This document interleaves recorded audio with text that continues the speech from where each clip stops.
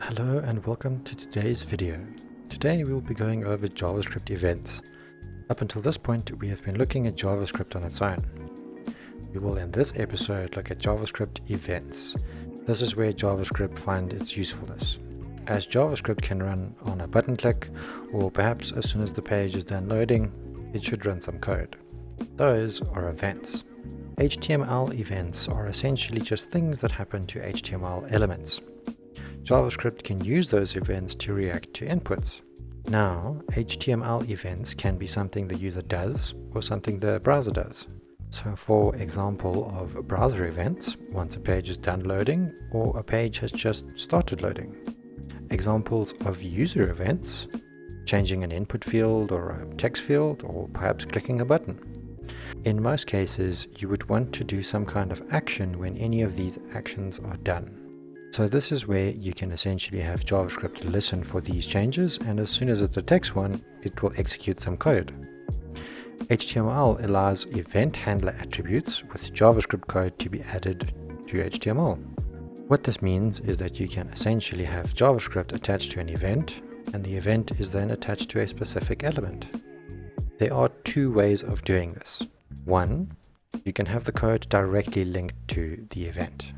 Two, you can have an event call a function.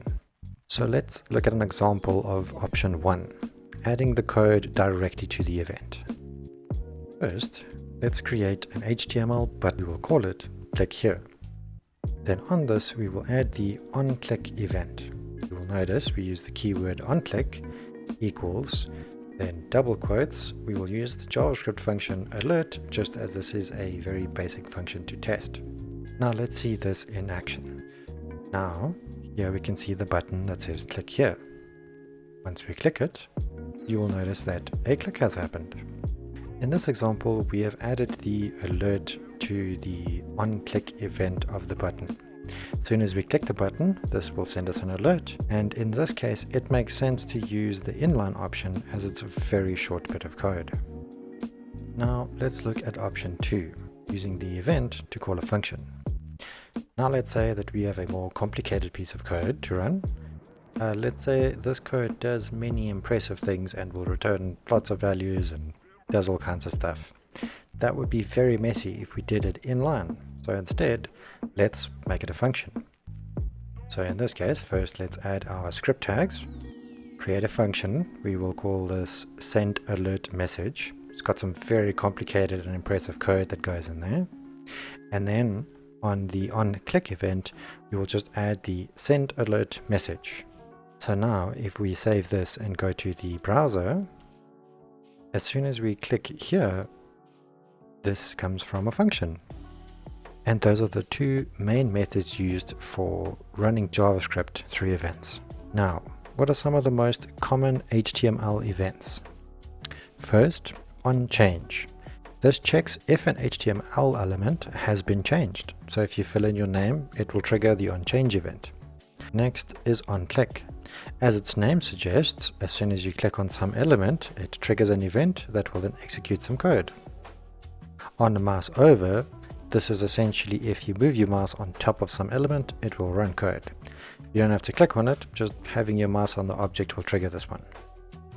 On mouse out. This is essentially on mouse over, however, this is only triggered when your mouse moves off of the element. So you will need to move your mouse onto it first, and then once you move off of it, it then triggers. On key down. This is pretty much just pressing a button and it will trigger some code. Finally, the onLoad event. This will trigger as soon as that element is loaded. So for instance, if you wish to write a nice welcome note to the user after they logged in, you can use the onLoad event. While those are just some of the most common ones, there are a multitude more of these. Now let's look at event handlers.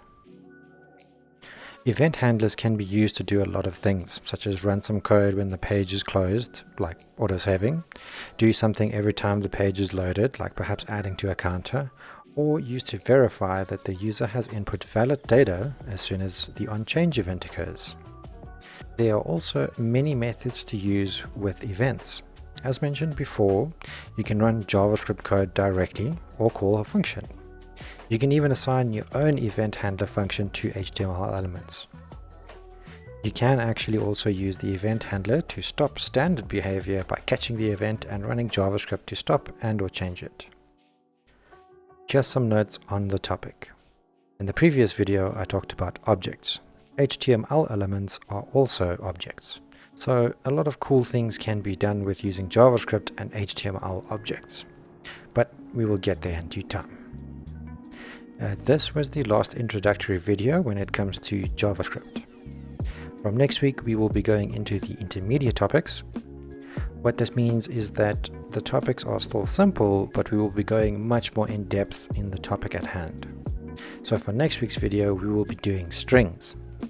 However, we will cover a lot of things that strings can do, such as escaping characters, breaking long strings with double quotes, string methods like replace and trim, look at string search methods, and finally string templates. So very basic topic, but you will come out being a string guru.